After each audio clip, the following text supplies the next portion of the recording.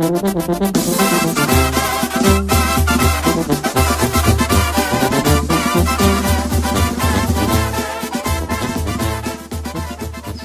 Westaco, Texas, the RGV. I was born in the Harlingen Hospital, 93. So you lived all your life here in South Texas? Okay. I am from Reynosa, Mexico. Okay. Okay. So how long ago did you come to live here?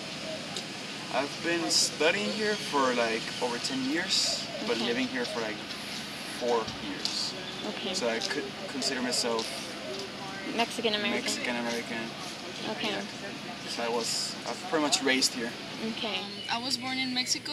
I'm from Tamaulipas, Okay. and I'm from a little town called Nueva Ciudad Guerrero. I was born in Edinburgh, but I was raised in San Juan. Mhm. But I was raised for the first 8 years of my life in Reynosa. Okay. I'm originally from Mexico. I was born in Veracruz, Veracruz, which is a port city on the coast of Mexico. And I moved to Reynosa when I was like 2 or 3 years old. Then I moved to the border here in the United States when I was 11. So that's like 10 years ago. Talking about my background, well, I'm from Mexico. Well, my background, it comes from Spain, but my grandparents are from Nuevo León in Tamaulipas. My parents are from Reynosa, as well as I. I was born in Reynosa, Tamaulipas, Mexico. And yes, I'm totally Mexican, you know. How long have pure you Mexican. been living here in the U.S.? Around 3 years. 3 years. Okay. I think they are embarrassed of probably how they sound, or because they've never been taught the right way how to talk Spanish, and that's why sometimes I think they're ashamed of speaking Spanish in front of people. A little bit of a culture shock, but not too much, because the valley itself is very Hispanic friendly. Once you move past Falfurrias, it's a different story. But the valley is kind of like a limbo. It's a very unique place. It's very unique. It was okay. It was not too bad. I think a lot of people don't use the Spanish just because it's not as required anymore, and they don't see it as a privilege as being bilingual, which is something that once you move out of the valley into like upper cities of Texas and even up north, it's something that is very valuable. Just because here we don't have that recognition to being bilingual, that's why people I don't think appreciate it as much. But if they were to be in another city and they had the opportunity, I'm pretty sure we would take it as well. And they were not really put up a big emphasis on their culture and a big emphasis on their way they were raised. And it's not necessarily, I think, their fault. It might be like their parents' fault for not teaching them, or it might be like their community as well. But here in the valley, it's a little bit different, just because we do have the opportunity to speak Spanish. There's people who can have jobs even without like speaking Spanish. I mean, without speaking English. When I first moved here, I guess I was culture shocked by that because I mean, they look like me, they dress like me, their parents look like my parents, and it was kind of surprising to see that they were from Mexican households, but yet they didn't speak Spanish. It didn't exactly make sense, but I always held back from making fun of them because I didn't want people making fun of me for not speaking English as well. So They're afraid of traditions. Now, I wouldn't understand why speaking language, because most people here actually speak Spanish, right? So I don't feel there's nothing to be ashamed of. More if you're originally from Mexico, right? People don't really make fun of you for not speaking English. They could make fun of you for your accent.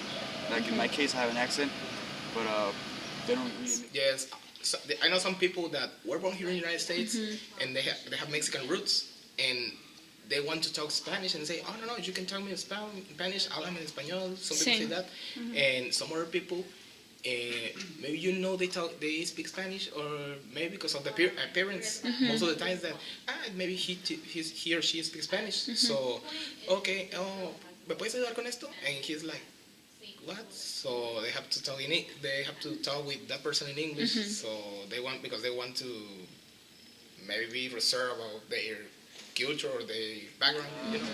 They taught me when I was little because that's the way they spoke to me. It's not my native tongue, but they usually tried to mix and match, so I would learn both. Okay. So how do you feel about some of us who are trying to repel from our roots and wanting to assimilate into the American I culture? feel that living here, it's definitely a necessity to be bilingual, especially with Spanish and English. But for those who kind of want to shy away from it, I mean, there really isn't anything wrong with that, but just know your roots, know where you came from. And why do you think people are shying away from their roots? Because when you associate, well, the stigma is when you associate someone with Spanish, they're automatically Mexican. And that automatically makes them bad. That's what the American culture has seen throughout time. That's the way it is. I guess parents kind of feel guilty for stranding them from their Mexican culture. So, I mean, why would you impose two cultures on them, on your children, if you were the ones that brought them here? You get me? Like, they brought you here, so you must speak English. And then maybe they feel like a burden, you know, asking their children to speak both languages fluently. So you think it's like a little, like too much work on that child? I don't think it's too much work, but I do think the parents think it's too much work for the children. Okay. I mean, the parents probably weren't enforced to speak English when they were kids in Mexico. Well, that's my case for my parents. My parents don't speak English. They were trying to, I don't know, make me more American. Like trying to speak English, you know, speak more fluent. I still can't speak English right, but to speak more English than Spanish whenever I can. And why do you think that is? Why do I think that is? Because she never said it why, but I kind of picked it up saying that almost everybody in school speak the English. I learned from my friends that speaking Mexican or Spanish it was more from the ghettos than anything else. A lot of it goes from how they were treated before. So a lot of parents who came here, or grandparents, or a lot of people who came here, they were bullied or they were punished for speaking Spanish. So they kind of wanted to stray away from that and just raise their children in English. That way they wouldn't have to go through that as well. But at the same time, I don't think they noticed that they were hurting them by not offering them the opportunity to learn a second language that they could have used in the future. At home we speak Spanish, and that's how my mom wants it. She's like, I want you guys to learn how to speak Spanish. I want you guys to learn my culture. You know, my mom's from Michoacan and my dad's from Guanajuato, and that's how they've raised us, you know. And do you think that's good? Yeah, I think that's good, you know. Why? Knowing other cultures, and it's fun to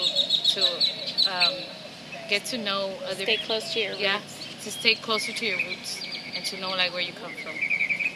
It can be a mistake from the parents because they teach well, maybe they know English, and then because their sons or daughters, they were born here, so they talk in English, and then they go to school and they talk English all the time because they're here.